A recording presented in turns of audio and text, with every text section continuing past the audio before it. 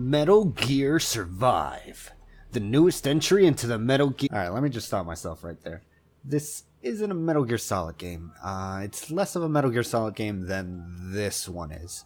Pretty much the only thing it has in common with the Metal Gear Solid series is that you can crawl and sometimes there's a box? I'm exaggerating, of course, but basically, if you're going into this expecting a tactical espionage action game sneaking between guards, then this is definitely not a game you'll be interested in. Metal Gear Survive is best described as an open-world zombie survival game with RPG elements. Let me just start off by saying there's a lot I like about this game, and this is coming from someone who's a huge fan of the Metal Gear series as a whole.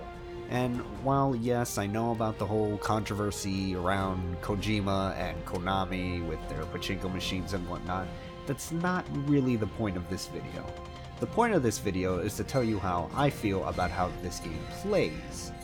So let's continue.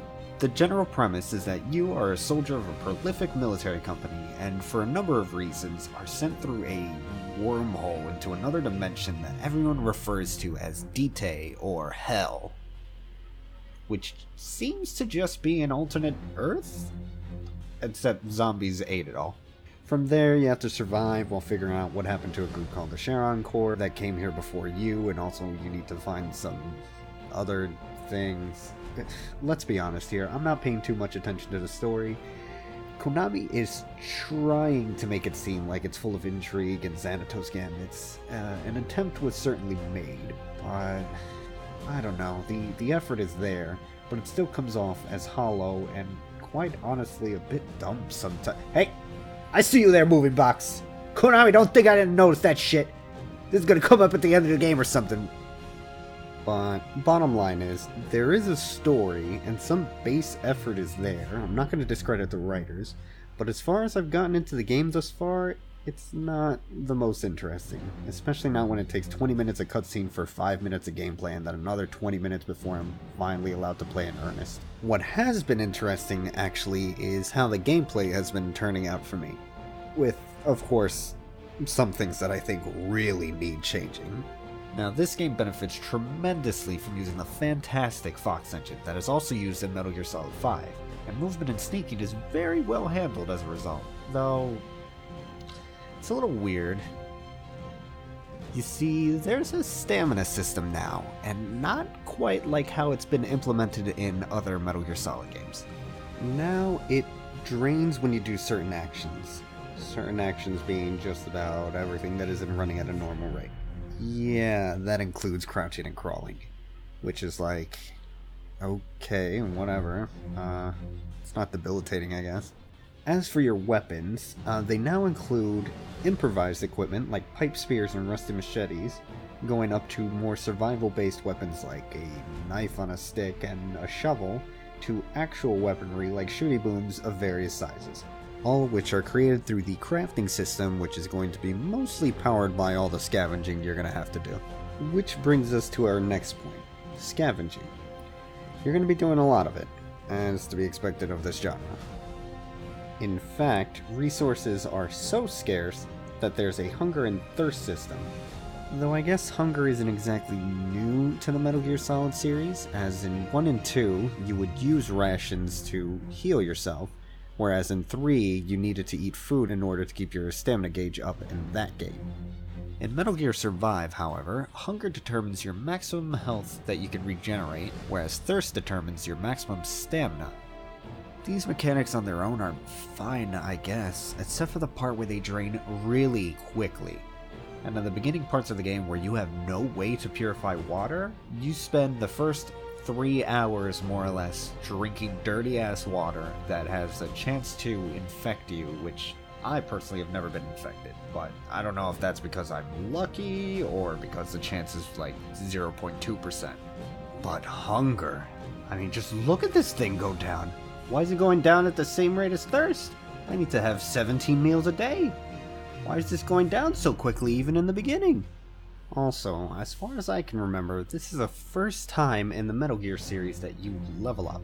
Not rank up and get more health or do some sick pull-ups to raise your grip level. You level up and increase your RPG-based stats. And there seems to be other classes that have other skills, and maybe there's a class with skills that make you less hungry and less thirsty?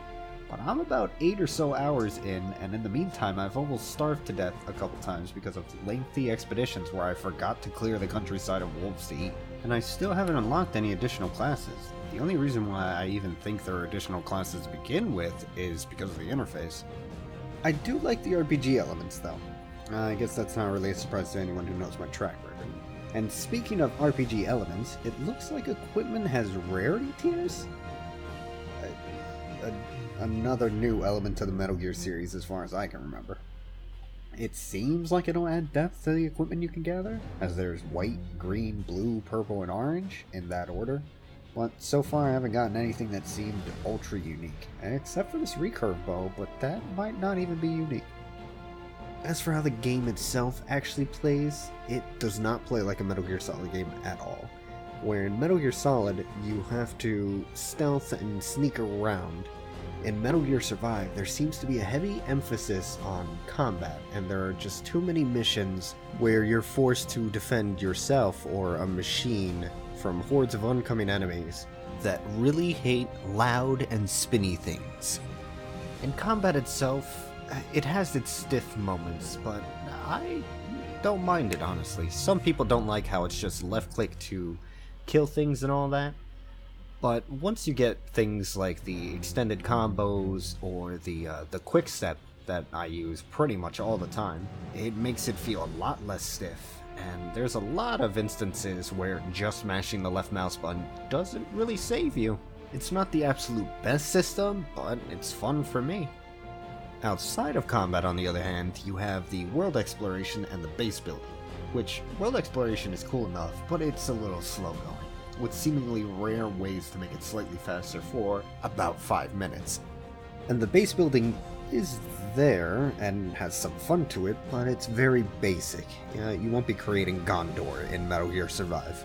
Most of the exploration in the free roaming world is done on foot unless you find some sort of vehicle, though a bit into the story you do unlock fast travel points by way of teleportation device, which need to be activated, and during their activation sequence cause an instant wave of enemies who want to break the powered thing. There's also dust zones, which serve as danger zones in which you need to use your procured oxygen tank and mask to travel around. There's good stuff in these zones, but you're limited by how much air is in your oxygen tank, and the only two ways to refill it are to use a resource, which you can only do so much of, and to return back home, where your oxygen tank gets filled all the way back to full. Where base building is more about placing workbenches down, which you'll be using all the time to craft and whatnot, and also to place defenses and sometimes a farm or two, and I'm sure there's a little more depth than that, but 8 hours in, I haven't really seen anything that has made me go, wow. Also, there's crew management, but they haven't really let me assign people to anything besides this. I don't expect there to be any radically surprising categories in this list that do anything more than passive base bonuses. Lastly, though, is the multiplayer component, which, let me preface with, I did it as soon as I unlocked the ability to, and I've never been more confused in my life. You get sent to Arcanus, a purgatory-like VR null space lobby where your accomplishments are slapped onto one of the walls like it's a kitchen fridge, and then there's circles on the ground which do things like spawn training dummies and find a mission. What follows is absolute hell, including me being level 2 fighting against level 20 enemies. But at the end of it, I got a whole bunch of experience, I guess I can call it, and leveled up like a billion times and got some random loot, so I mean, I guess that was cool. But one of the things I got I couldn't even make because I didn't have a special workbench, so I guess that means you don't have to worry about multiplayer giving you stuff you're not supposed to have? Multiplayer was confusing, but it was fun. I expected it to be a free roam multiplayer with a small group of friends, but that's what I get for not studying trailers and gameplay demos, I guess. A bit disappointing, but I'm pretty sure that's entirely my fault for expecting otherwise. Unless they didn't advertise that it'd be mission-based multiplayer, in which case, Konami! In conclusion, Metal Gear Survive is not a Metal Gear Solid game. It it's not a Metal Gear Solid game, but I personally still had fun with it. There are some things I didn't like, but I was able to have a good time with how far I've gotten in the game so far. And even though it's not a Metal Gear Solid game, I still think people should give it a chance despite the controversy around it. There are microtransactions, but nothing really meaningful yet, nor do I expect them to ever become anything that I will need to get to survive. If someone were to ask me if I'd recommend it, I'd say yes, if you're into open world survival RPG games with an emphasis on combat and scavenging. The exact opposite of 95% of Metal Gear Solid games. But that's just my early impressions.